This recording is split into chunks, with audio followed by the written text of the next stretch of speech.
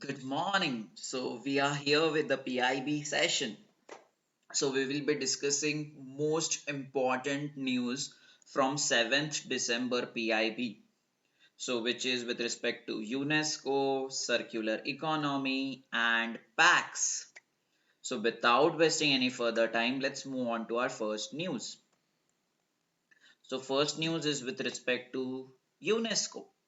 So UNESCO ने declare किया है garba of Gujarat in their UNESCO Intangible Cultural Heritage List. तो ये इंटेंजिबल कल्चरल हेरिटेज लिस्ट क्या होती है? यहाँ पे सारे के सारे ऐसे कल्चर्स, ऐसे आर्ट फॉर्म्स को रिकॉग्नाइज किया जाता है जो एक कंट्री के लिए बहुत ज्यादा इम्पोर्टेंट है। एक कंट्री का उसको देख के इम्पोर्टेंस पता चलता है। वो सारे के सारे कल्चर्स को, सारे के सारे आर्ट फॉर्म्स को इंटेंजिबल कल्चरल हेरिटेज के लिस्ट में उनका नाम शामिल किया जाता है। तो अभी रिसेंटली गरबा को रखा गया था। तो ये गरबा हमारा 15वां इंटेंजिबल कल्चरल हेरिटेज का एलिमेंट है। इसके पहले ऐसे 14 हो चुके हैं, अभी ये 15वां है इंटेंजिबल कल्चरल हेरिटेज के लिस्ट में शामिल हुआ है। अभी ये इसका डिस्कशन, इसको रिकॉग्नाइज कहाँ पे किया था? एक मीटिंग चल रही थी, यूनेस्को की एक मीटिंग चल रही थी। कहाँ पे? बोत्सवाना में। Botswana is a African country. So Kasane एक प्लेस है बोत्सवाना में। सो ये बोत्सवाना में ये मीटिंग चल रही थी जहां पे यूनेस्को ने रिकॉग्नाइज किया था that garba of Gujarat is been declared in the intangible cultural heritage list. So it's a very important news. Okay.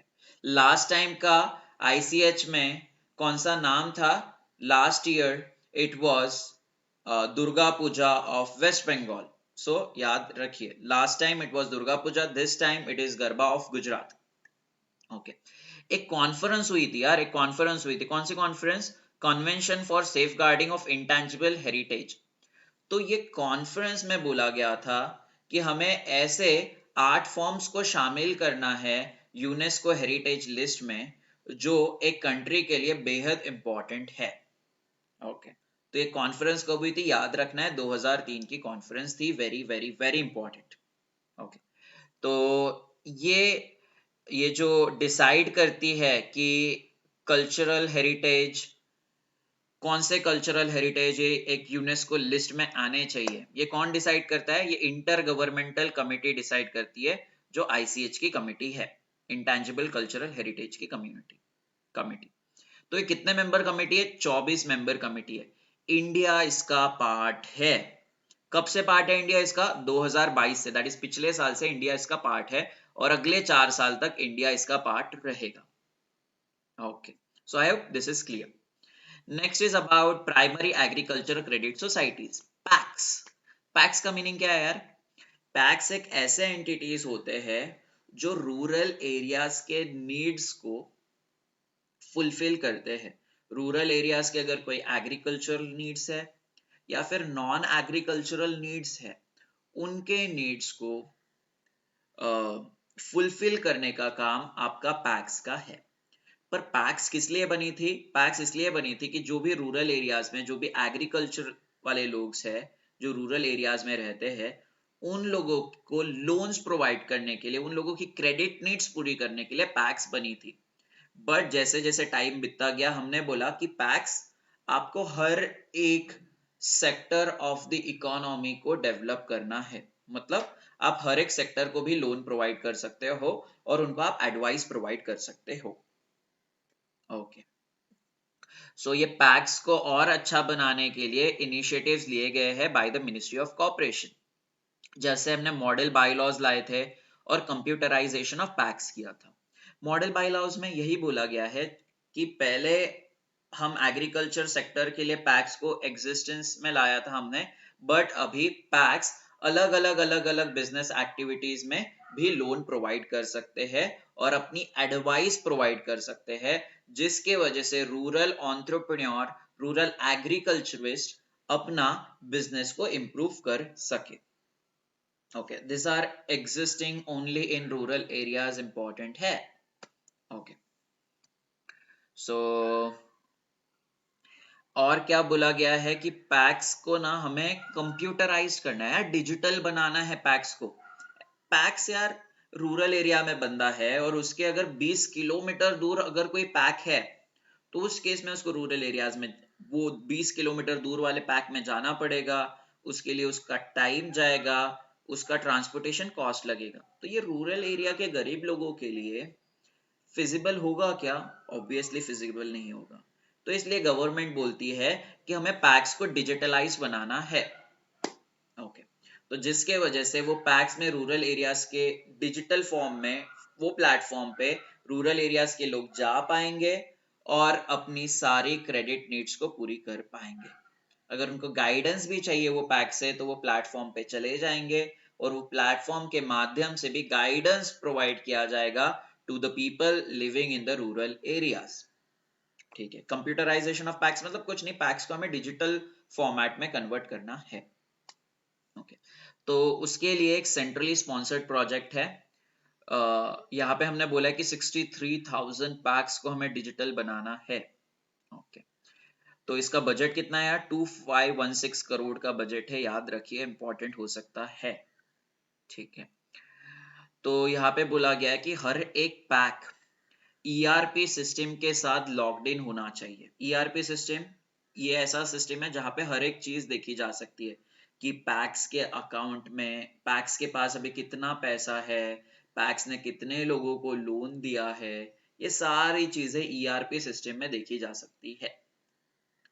तो नाबार्ड ने बोला, गवर्नमेंट ऑफ इंडिया ने बोला पैक्स को कि आपको ईआरपी सिस्टम में हमें बिल्ड करवाना है ताकि पैक्स की सारी एक्टिविटी, जो भी फाइनेंशियल एक्टिविटीज है, वो नाबार्ड अपने ऑफिस में बैठ के देख सके. ओके, तो नाबार्ड अगर अपने ऑफिस से बैठ के अगर देख पा रहे तो क्या करेगा? पैक्स के प्रॉपर फंक्शनिंग के लिए कुछ ना कुछ इनिशिएटिव्स लेके आएगा. उनको लगता है यार पैक्स के पास अभी पैसा ही नहीं है बट रूरल की काफी ज्यादा डिमांड है, तो नाबार्ड क्या करेगा? नाबार्ड पैक्स को लोन दे देगा. Okay, I hope it is clear. Okay, so computerization of PACS will help in improving the operational efficiency of PACS. हमें पता ही है यार, अगर कोई चीज डिजिटल होती है तो उसकी एफिशिएंसी बढ़ जाती है. कैसे? डिसबर्सल ऑफ लोन्स फटाफट मिल जाएंगे, ट्रांजैक्शन कॉस्ट कम लग जाएगी. बराबर है ना? अभी उनको ऑब्वियसली बैंक में जाना पड़ता, पैक्स में जाना पड़ता, तो पैक्स में काफी ज्यादा एम्प्लॉयज होते, वो एम्प्लॉयज का कॉस्ट भी तो पैक को बेयर करना पड़ता, फिजिकल डॉक्यूमेंटेशन का कॉस्ट भी तो पैक को बेयर करना पड़ता. तो ये सारी की सारी कॉस्ट बच जाएगी यार. तो अगर ये कॉस्ट बच जा रही है तो जो भी लोन दिया जाएगा रूरल एरियाज के कोई भी बोरोवर को, तो वो भी तो सस्ता दिया जाएगा ना. अगर पैक्स की कॉस्ट कम हो जाती है तो जिसकी वजह से रूरल एरियाज के जो बोरोवर्स है उनको भी लोन मिलेगा जो सस्ता मिलेगा. दैट इज ट्रांजैक्शन कॉस्ट कम हो जाएगी बैंक्स की, दैट इज पैक्स की, और जिसके वजह से जो लोन है रूरल एरियाज के बोरोवर्स को मिल रहा है वो कम हो जाएगा. ओके, और हमें पता है यार, अगर कुछ भी चीज अगर डिजिटलाइज्ड हो जाती है तो उसका ट्रांसपेरेंसी भी बढ़ जाता है. तो और नया क्या किया है गवर्नमेंट ने पैक्स के लिए? पैक्स को बोला गया है आप खुद के प्रधानमंत्री भारतीय जन औषधि केंद्र लॉन्च कर सकते हो. ओके, तो अगर पैक्स को अगर ये जन औषधि केंद्र ओपन करने हैं तो उनको ministry of chemicals and fertiliser से अप्रूवल लेना पड़ेगा to open this particular shops. Okay, तो यहाँ पे क्या होता है, ये एक कुछ नहीं, मेडिसिनल शॉप्स होते हैं जहाँ पे मेडिसिन बेचे जाते हैं. मेडिसिन अफोर्डेबल प्राइसेस पे बेचे जाते हैं. फॉर एन एग्जाम्पल, कोई ब्रांडेड मेडिसिन है वो आपको 100 रुपीज पे मिल रही है, तो यहाँ पे वही मेडिसिन आपको 10 रुपीज से लेके 50 रुपीज तक मिलेगी. क्योंकि ब्रांडेड मेडिसिन पे 50% से मिनिमम 50% से मैक्सिमम 90% तक डिस्काउंट दिया जाता है ये प्रधानमंत्री जन औषधि केंद्र में. Okay, so I hope it is clear. But ये पैक्स कहाँ पे ये जन औषधि केंद्र ओपन कर सकते हैं? रूरल एरियाज में, क्योंकि पैक्स का काम रूरल एरियाज में ही है. प्रधानमंत्री जन औषधि केंद्र में इस साल के ईएसआई पेपर में, ईएसआई आरबीआई ग्रेड बी 2023 में प्रधानमंत्री जन औषधि केंद्र पे सवाल आया था। बट सवाल ऐसा इतना इजी नहीं था, डिटेल में सवाल पूछा गया था। जब भी आप स्कीम पढ़ोगे तो क्या डिटेल्स में सवाल आया था वो चीज मैं आपको एक बार बता दूंगा। Next is about circular economy. यार जितेंद्र सिंह ने और ऑस्ट्रेलिया के रिसर्चर इंस्टीट्यूट ने, इंडिया के रिसर्च इंस्टीट्यूट ने और ऑस्ट्रेलिया के रिसर्च इंस्टीट्यूट ने एक फ्रेमवर्क बनाया है। ये फ्रेमवर्क में बोला गया है कि इंडिया को अगर अपना प्लास्टिक वेस्ट से कुछ ना कुछ प्रोड्यूस करना है तो वो कैसे कर सकती है। इंडिया को अगर अपने प्लास्टिक वेस्ट के लॉसेस को, प्लास्टिक वेस्ट से जो भी उसको लॉसेस हो रहे हैं, अगर उसको मिटिगेट करना है तो इंडिया क्या चीज कर सकती है। ये चीजों के बारे में दो रिसर्च इंस्टीट्यूट्स ने काम किया है। कौन कौन से रिसर्च इंस्टीट्यूशंस? इंडिया के और ऑस्ट्रेलिया के रिसर्च इंस्टीट्यूशंस हैं। ओके, तो हम बोल रहे हैं कि national circular economy road map for reduction of plastic waste in India. ये डॉक्यूमेंट को किसने रिलीज किया? जितेंद्र सिंह ने रिलीज किया हुआ है, इंपॉर्टेंट है पता होना। तो प्लास्टिक वेस्ट को हम सर्कुलर इकोनॉमी में कन्वर्ट करना चाहते हैं।